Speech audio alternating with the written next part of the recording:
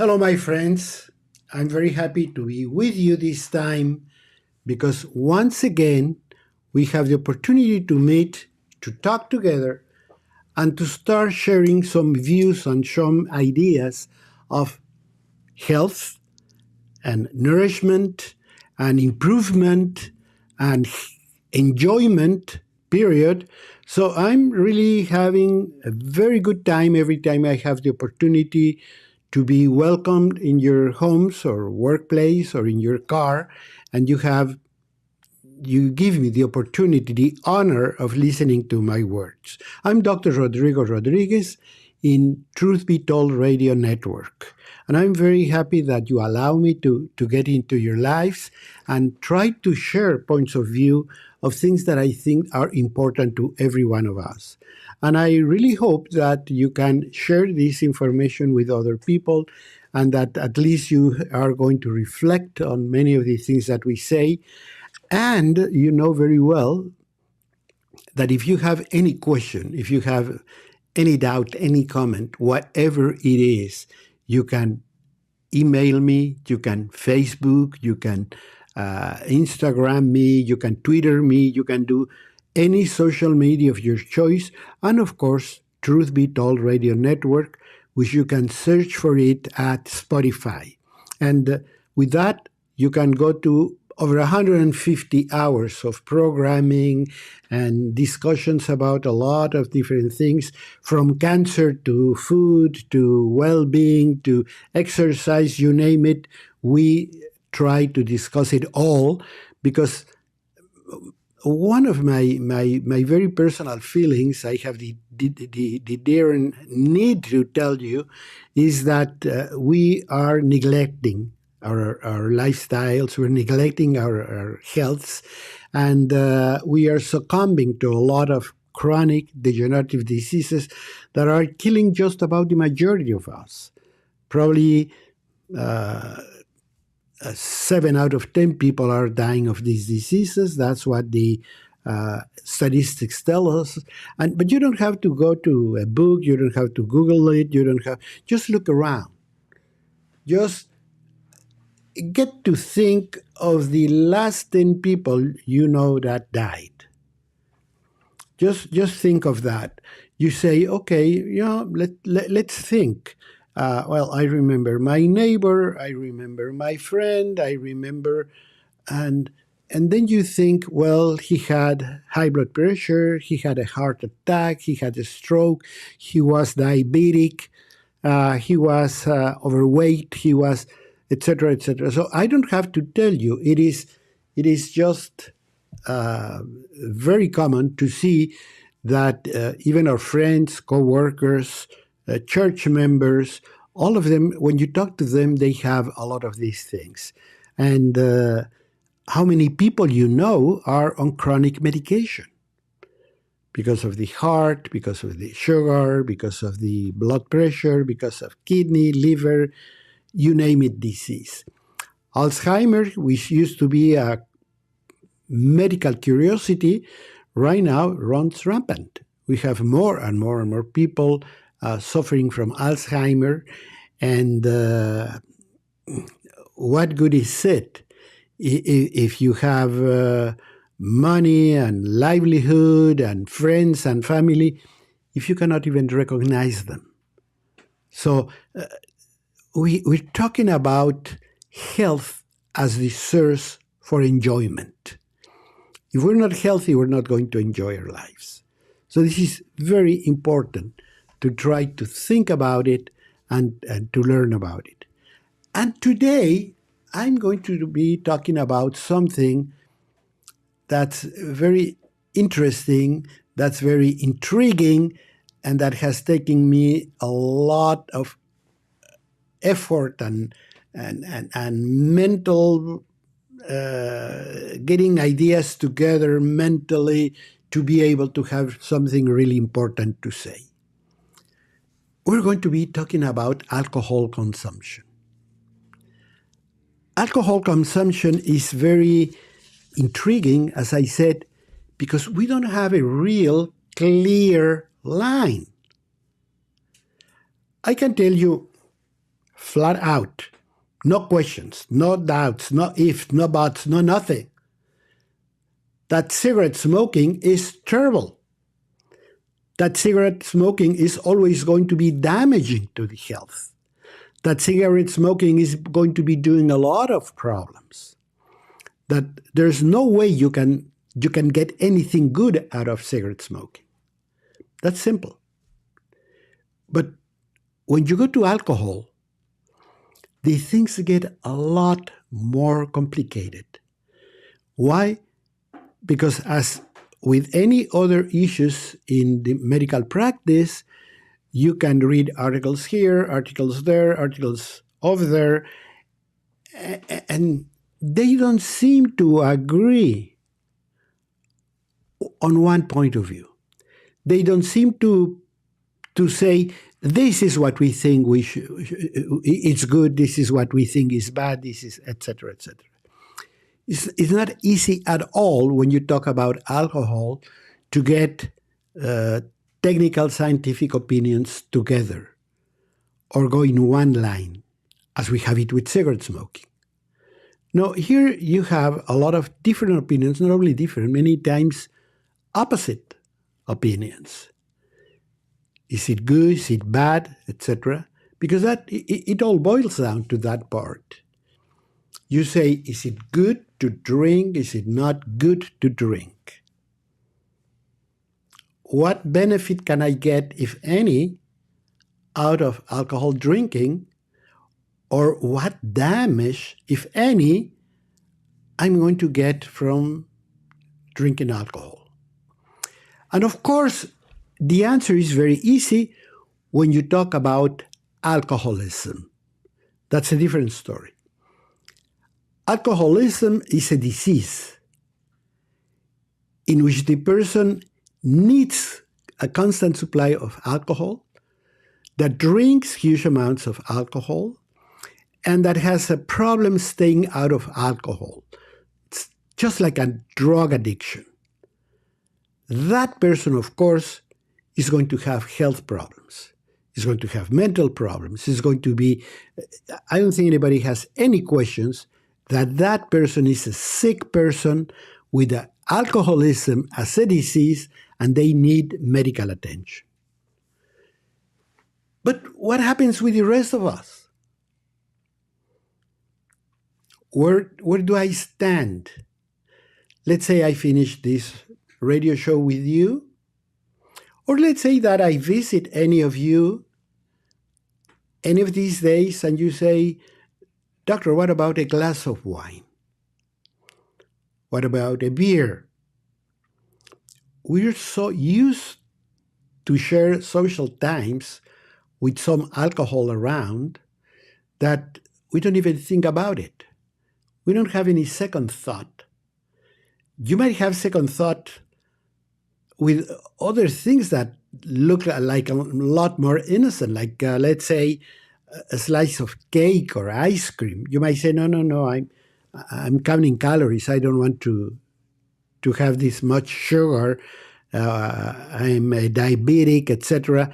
So even with sugars, we sometimes are more careful. But in general, with alcohol, we're not. And sometimes you say, okay, sure, I'll have a glass of wine.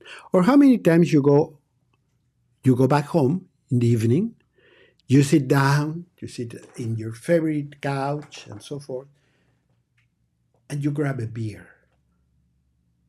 Or you get home, you're ready to relax, you just throw away your tie and your coat, and your wife tells you dinner is ready, and she has a very nice glass of wine. Am I hurting myself in any way? Am I doing the right thing? Yes or no? So it boils down to, is it alcohol bad, or is alcohol good? And the problem is, there's not really a clear answer. So we're going to discuss what you have to look for in order to make it enjoyable, and safe. And something that you're going to feel good with without compromising your health or without compromising anything else. I once again have to say it. There's not a clear line. That's why I thought a lot about talking about this or not. But I have to tell you. Because if nobody tells you, if you don't ever question this, what happens is we tend to believe whatever suits us best. If somebody says alcohol is good because it protects you from heart disease or protects you from some disorders, you say, okay, that's the message I want to hear. And if somebody tells you, no, alcohol is not good because it gradually damages the brain cells and so forth, you don't want to listen to that part, then you don't listen to it. But if you're against alcohol, you're going to use it as an argument. That's sometimes a problem with medical papers, that we listen to the one that we want to hear. Not necessarily we want to make sure we have the truth. So we have to sit down. That's what I did. I have a couple of weeks reviewing medical literature, reviewing arguments on one side and on the other, and doing what I always do. Watch life around me. Because I know that medical papers not necessarily are right, not necessarily tell you the truth. Because I was a doctor, I was already a doctor when everybody started saying that margarine was better than butter. Big mistake. Had I believed all that information at that time, I would have made a lot of bad service to my patients. And all I could think of is, well, if God provided us with milk and dairy products, they have to be good. If God provided us with eggs, how can they be harmful? How can any doctor tell me eat less because they're harmful? Something has to be wrong. And looking for it and believing that God is always right has led me to very good answers that in more than 50 years as a doctor have proven to be right. So don't go anywhere. We're talking about alcohol.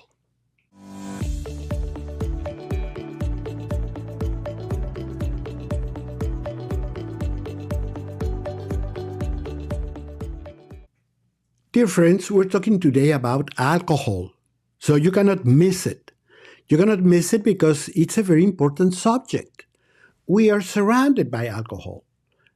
Many of us drink, many of us don't drink. Many of us have problems with drinking. Many of us don't know what to do or where to find the answers. And unfortunately, the answers are not that easy. It's not a black and white, as it happens with cigarette smoking, where you can say cigarette smoking is bad, or where you can say this is good. Okay, so cigarette smoking is definitely bad. There's not one bit of anything that you can find beneficial about it. But alcohol is a total different story. I am Dr. Rodrigo Rodriguez, Medical Director of BioCare Hospital. And you can follow me, you can contact me in the social media of your choice. And we're talking to you through the courtesy of Truth Be Told Radio Network.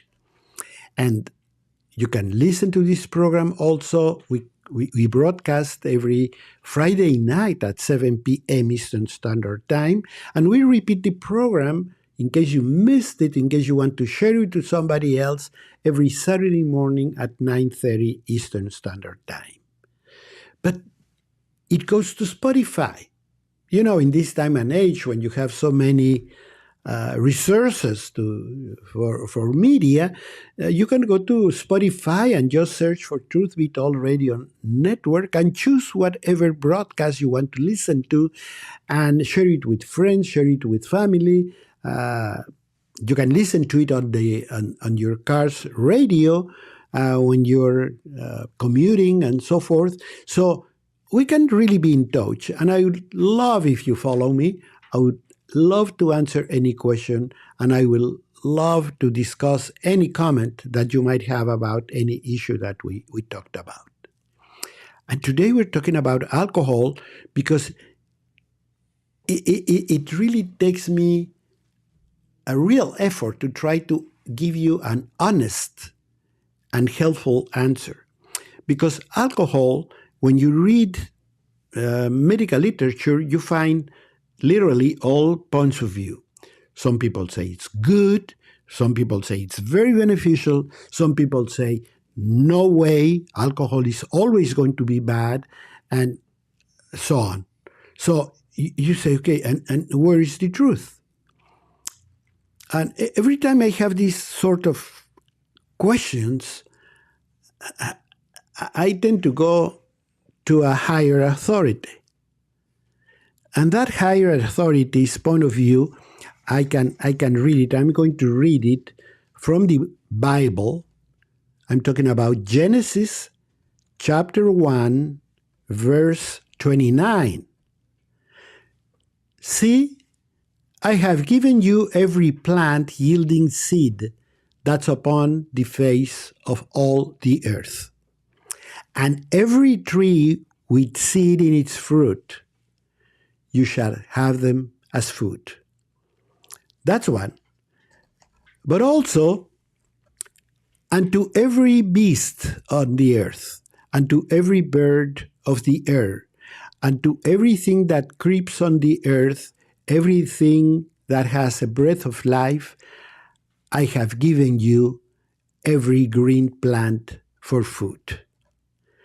So it is very important because God gave us every tree that's pleasant to the sight, but that is good for food. In other words, we were provided with the things we should eat. So when things are very natural, I always consider them God-given. We have recently made a blog, a broadcast about sea salt and table salt. And we found that sea salt, which is the natural form, has advantages over the refined factory-made salt. So that tells me that, yes, I'm right, the Bible is right. The more natural you go when choosing foods, the better off you're going to be. So what about alcohol? Let me tell you, alcohol has been with mankind all the time. All the time. Near Haifa in Israel, they found residues of beer that was made, artificially made. It was man-made beer 13,000 years ago. So if you go back 13,000 years ago, you not recognize even the foods that we have, but yet we already had some grains. And one of the oldest grains humankind has been able to enjoy is barley. So it's kind of natural that somebody discovered beer.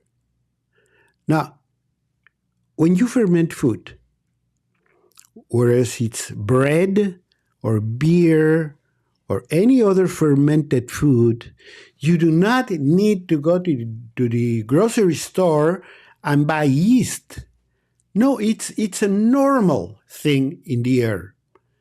If you leave any food on your table for 2-3 days, you're going to see the activity of these bacteria working on your food. It's natural. It's in the air. And all these bacteria can produce a lot of things. Remember Roquefort cheese, blue cheese? That was the discovery of somebody that forgot a piece of cheese somewhere, and then it got contaminated with this fungi, and it turned blue. And when they tried it, they liked it. So all you have to do is take that fungi over and over again, and now you have a Roquefort chain production. Same with beer. Probably somebody had barley, and might have rained, I don't know. It was mixed with water, and once the yeast came in, started producing the things that we know that they have. Carbon dioxide, that's why you see the bubbles, and alcohol. Actually, it's the same thing that happens with bread. When you put yeast in the bread, in the dough, carbon dioxide makes the little bubbles. That's why it races. It's not racing, it's just being blown up. And as it blows up, then it's going to be bigger and bigger. And when you press on it, poof, the air goes out and it's going to decrease. However, the little holes are going to remain. That's when you take it to the oven, it's fluffy, because it's not now a solid mass, it's filled with little holes. So with alcohol, we started creating this beer. Some people claim that that's the reason why humankind stopped being nomad and became sedentary, because they wanted to take care of their crops so they could produce beer. One advantage, you don't have to think that they were just being drunk. One big advantage of fermenting beverages is that it's a fantastic way to preserve them. Remember, they didn't have a fridge, they didn't have a vacuum seal, they didn't have any of the modern things we have, they couldn't freeze the food, so they had to think of ways to do it. Which are those ways? Well, you know them because we still do them. You ferment them, you pickle them, you salt the food. You do it a lot with fish, with ham, okay? It's just salt, or plain drying. But you have to think of ways to preserve that food. And beer was one of the ways to preserve beverages. As time evolved, as years evolved, they started fermenting grapefruit juice, and they started developing wine. But one thing is very important, and I have to say this on behalf of our fellow men that live in those years. Water could be contaminated and create disease. Remember cholera?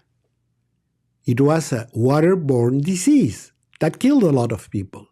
However, when you produce fermentation in a beverage and you produce alcohol, bacteria would not survive in it. That's why people that could afford it would drink beer or wine, because it was safe. Drinking water was risky, but drinking wine was safe. That's why nobility drank wine, not water, and that's why for many years the church or the powerful in Europe got control of the wine production. I have to tell you something else, which is very important. When you have a natural beverage like wine or beer, this is going to have a lot more than just alcohol. Number one, some people think, but I just have a beer, doctor. I don't have any spirits. Or I just have a glass of wine, or I just have a glass of beer. Well, it happens to be, and I never thought of that until recently, that no matter what you drink, you're having about the same amount of alcohol, which is 10 grams per drink. You say, why 10 grams, doctor? I only have beer, and that has only 3.5%. Yes, but a beer, you normally drink about 300, 350 mLs. And when you have a shot of tequila or a shot of whiskey, you only have about 30 mLs. But at 40%, you're having your 10 grams. And the wine, it's between. The wine has about 13% alcohol, but we drink about 125. So when you think of the different size of the drinks, the alcohol proportion equals one another. So every time we're having a drink, we're having about 10 grams of alcohol, period. That's why when you are driving, the police is going to ask you how many drinks you had. He doesn't ask you if you had a beer or a shot or anything else, because that's about the alcohol that we get. Now, we go back to the same question. Is that right? Is that good? Or the contrary? It's bad for me. I shouldn't do it. Good answers. Don't go anywhere. I have good answers for you.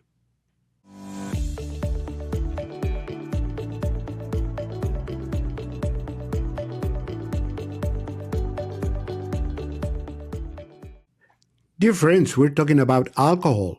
So I think it's a very important question, because many of us would love to have a glass of something when we get home, or would have to have a glass of wine with dinner or things like that. And the question is, am I doing right? Am I doing the right thing or not?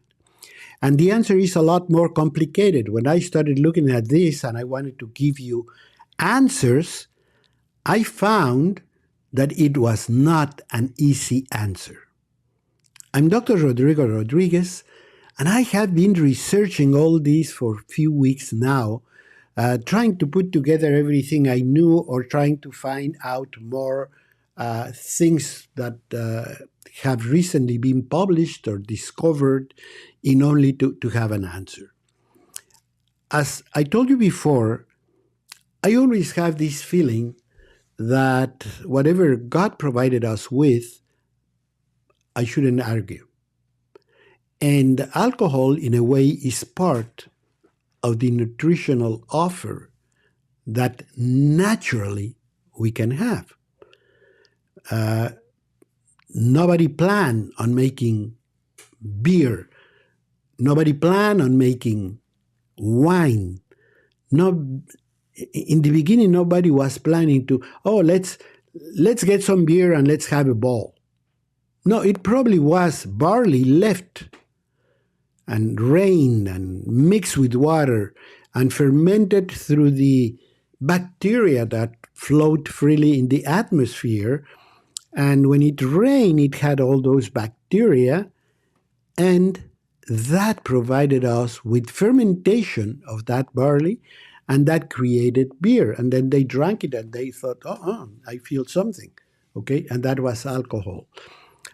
It's important to tell you that we're not naturally made to drink alcohol. That's something that very few people know. Alcohol is not, because it's not a normal food, you have to get used to it. Not only you as a person, but also genetically. Europeans have used alcohol for many, many generations. All the Mediterranean cultures, after all, beer and wine come from those areas, from Northern Africa, from Southern Europe, from the Mideast. So those people had to learn, and by learning, by that I mean their bodies had to adjust in order to be able to metabolize alcohol into something that's not harmful. If you put alcohol in a person's body, it's harmful.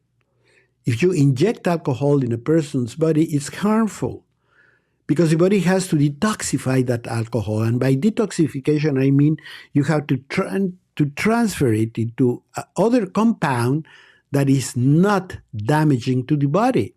And that the body has to learn, and learn through generations.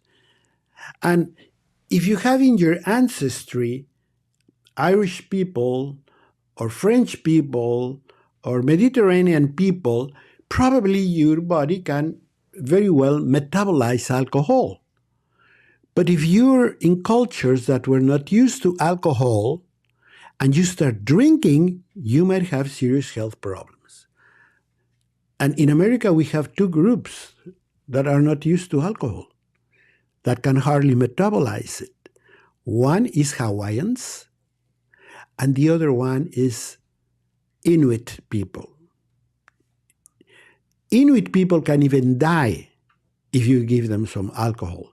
Those of you that have traveled to northern Alaska or northern Canada and you go to Inuit groups, you're going to see many times signs that says, do not offer alcohol to Aboriginal people because they cannot handle it. They're going to end up in a hospital.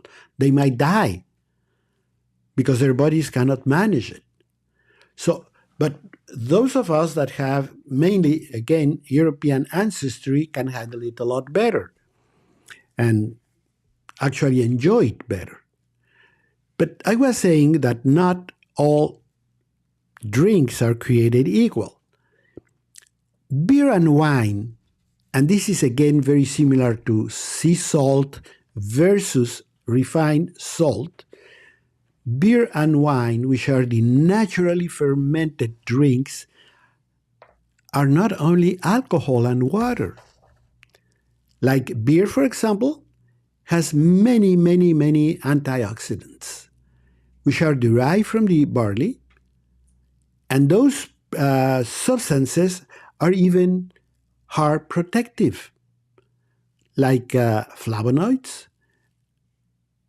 And they give you a lot of things that can be making the difference between good and bad. They have other compounds, and those compounds can be beneficial for health. Now, when we talk about beer, we have also more than just the barley. Remember that with beer, we have other ingredients that seem to be also very good, and they can produce, for example, antioxidants as the superoxide dismutase, which is one of the most powerful antioxidants there is, vitamins, polyphenols, phytosterols. These substances are health protective, immune enhancers.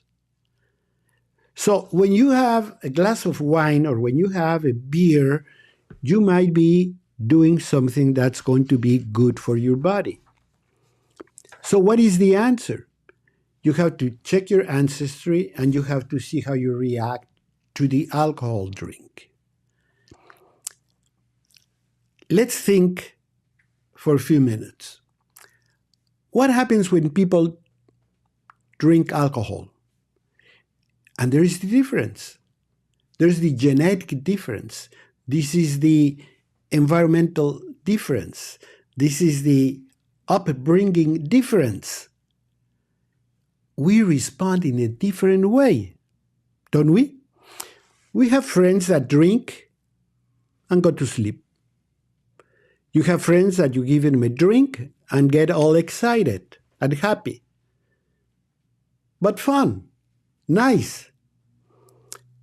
You have people that drink and start crying and get depressed and start complaining about everything.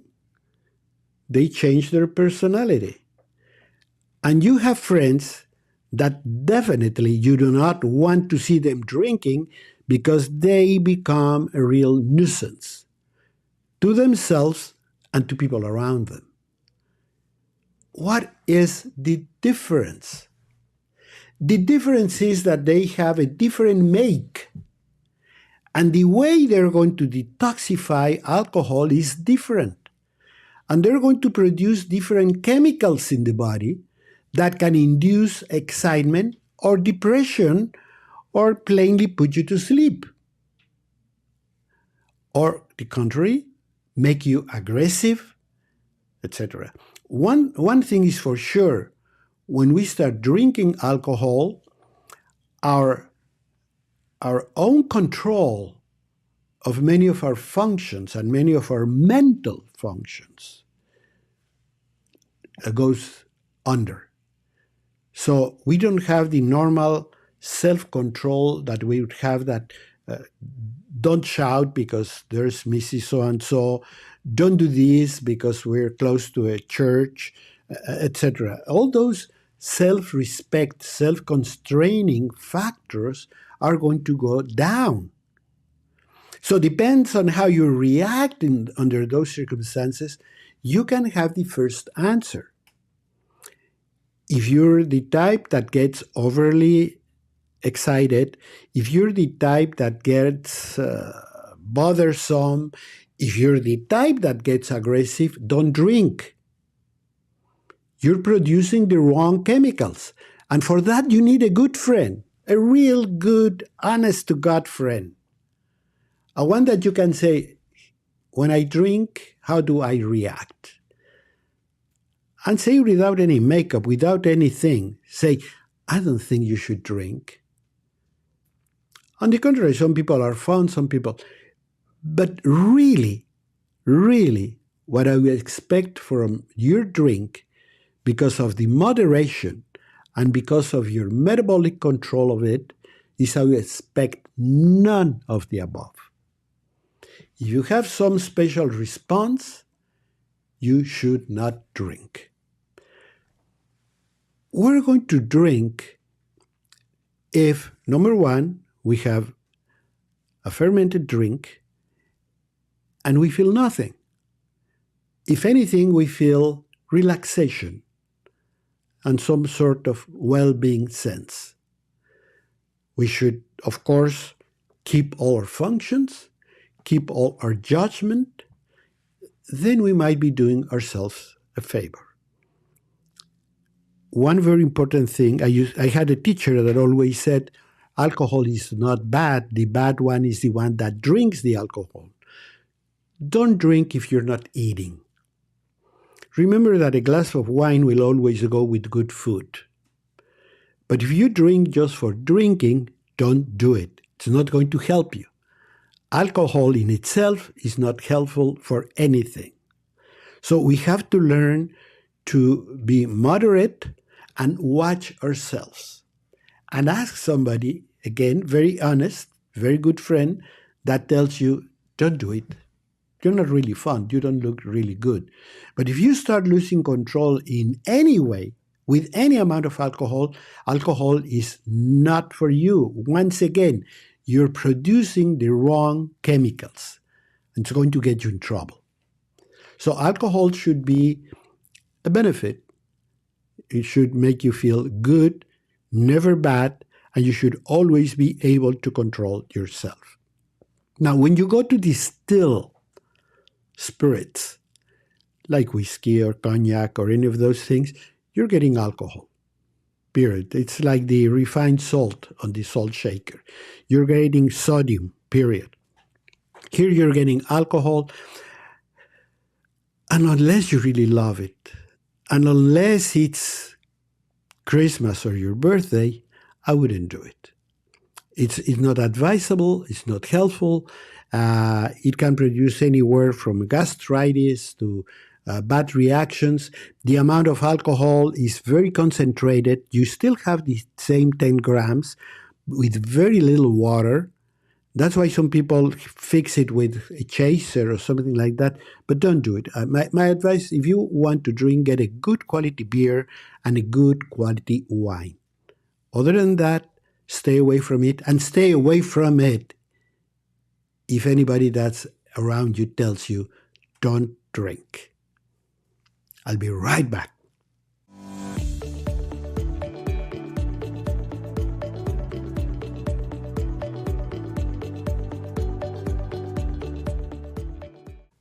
I hope you're having a good time. I'm hoping you're enjoying this broadcast, because I am. I love talking about health issues, about good advice that I feel people should have, information people should have, because information is power. And once you have the power to change your life and your lifestyle, then you have the power to create enjoyment and be happy and progress and just be fruitful and enjoy everybody and everything that's around you. I'm Dr. Rodrigo Rodriguez, Medical Director of BioCare Hospital. And once again, I want to invite you to visit our social media, Facebook, Twitter, Instagram. Ask questions. Any doubt that you have, don't think of it, just type it. You can do it at 3 o'clock in the morning. You can do it in the middle of anything. You can just Twitter it on your phone and say, hey, what about this? Or what if I drink of that? I'll be very happy to try to give you a very honest answer. And I'll do it right away. Because I love to talk to people, because I know, I swear to God that if we all set to be healthier, we can be healthier.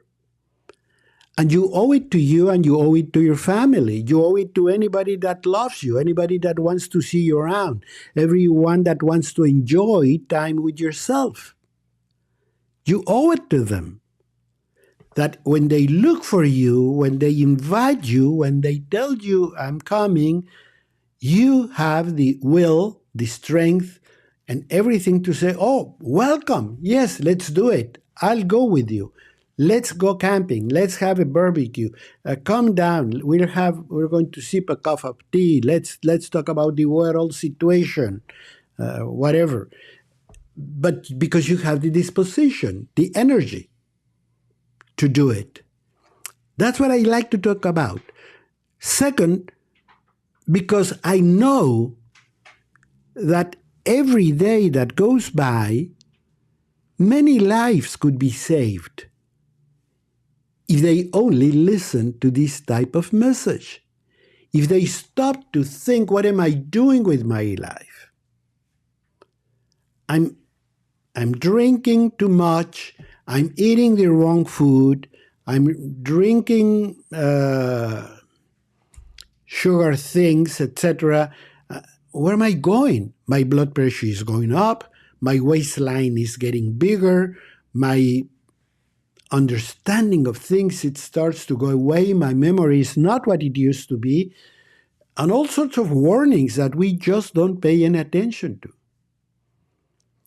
And you have to rebuild yourself. You have to say, wait a minute, this is like my house.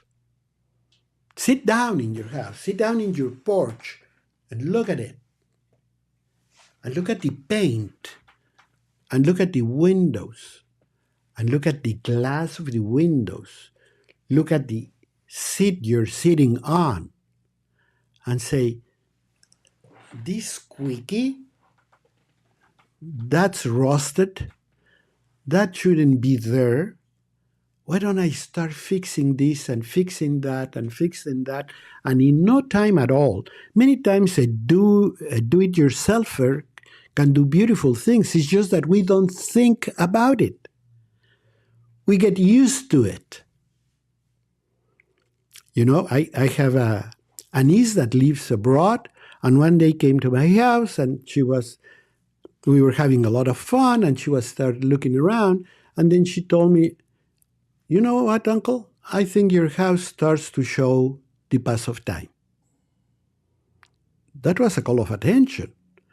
Not because I want my house to be sparkling, but that tells you that you're not paying good attention to something very important, because you get used to it. So I sat back and looked at it, and I thought, yeah, I think I could use some paint. I could fix this. I could remove that. I could start doing something to bring my house to where it should be. And I did it. And I was very proud. Like a year later, when she came back, she told me, you've been working on it, Uncle. I congratulate you. And not because of the house, again.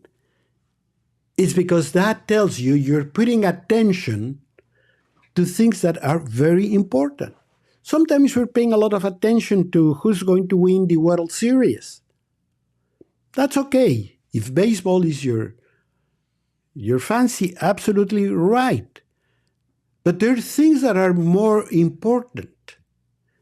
And that's your house, that's your family, that's your own life. So let's keep our attention to where attention should be.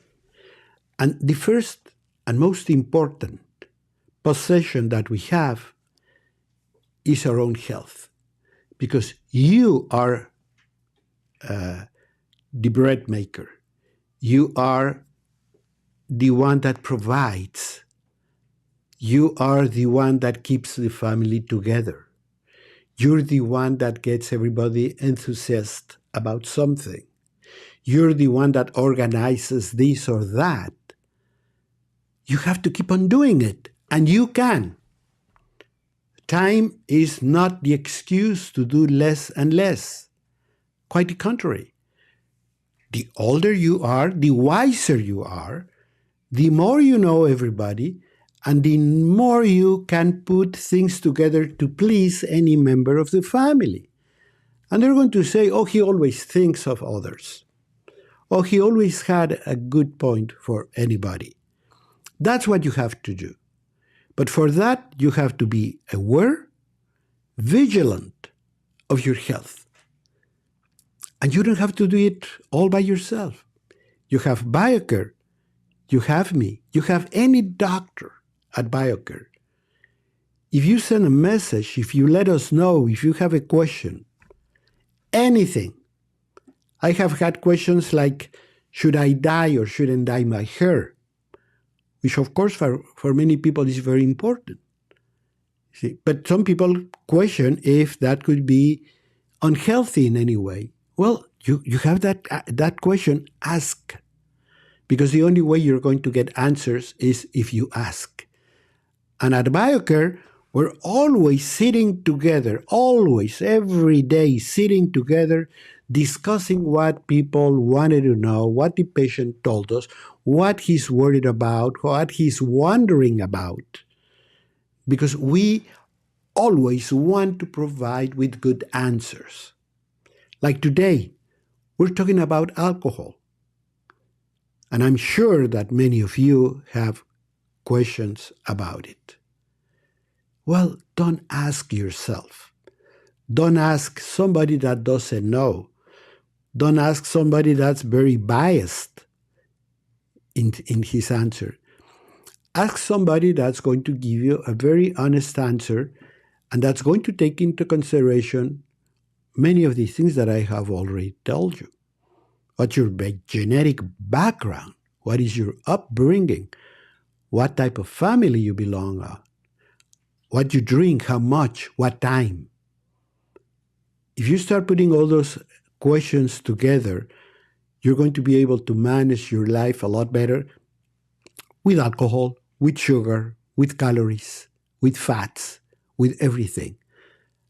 And if you search Truth Be Told Radio Network on Spotify, you're going to find hours of conversation about all these subjects. So you don't have to guess. But it's very important also that you share it. Because when we keep knowledge for ourselves, it doesn't do that much good. It helps you, but doesn't do all the good it could.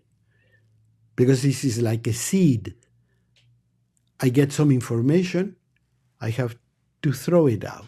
I have to distribute it because I know it's going to grow somewhere else. And if it grows somewhere else, we're going to be more and more people that are healthy. In America, we're almost losing the battle. We have more people dying of chronic degenerative disease than people that die of any other cause, including accidents, including things that infections, tuberculosis, things that used to kill people, they don't kill them anymore. Even cars are safer. The possibility of you dying in a car crash is going down. But the possibility of you getting a chronic metabolic disease is going up. So buckle up, so to speak. Get your seat belt And that is by learning how to take care of yourself, how to BioCare yourself. Because if you BioCare yourself, everything is possible. You're going to learn about that. And I want you to learn about that. And I want you to get interested, and I want you to get motivated to start drawing a plan. And once again, BioCare and doctors at BioCare, we all are very happy to listen your doubts, your questions, your plans, and we can help you. We have had people that kick-started a program for 10 days, 2 weeks at BioCare, and they gain strength and a fruitful life with very little effort. Your next vacation, you can think about it. A BioCare health getaway. I say, I'm going to dedicate this time to help myself, to be stronger, to live longer, to be more focused, to improve my brain, and to learn what issues, if any, I should have with alcohol or with sugars or with fats or whatever. I want to learn if my liver has been affected by fatty liver, that they say that 1 out of every 4 people have the problem. So you start learning about yourself. You do a thorough checkup. And more important, you begin solving the problems. You are going to live longer, believe me. You're not only going to live longer, but you're going to live healthier. You're going to enjoy life a lot better. I want to talk to you next week. So please be around. I'll be around for you.